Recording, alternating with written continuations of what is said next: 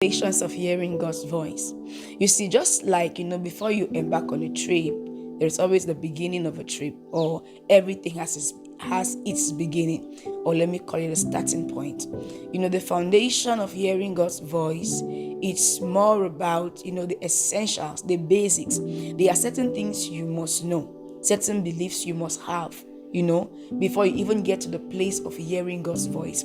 I remember the story in the book of John, chapter 3, where Jesus, speaking to Nicodemus, said, unless a man is born again, he can't even see the kingdom of God. It means that they are prerequisites, they are basics, essentials before certain things can happen.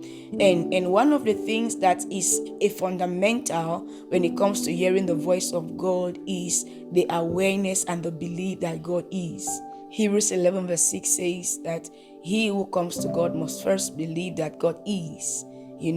So that's the fundamental before we talk about having the desire. I earlier stated that it was a desire that was birthed in me to want to hear the voice of God.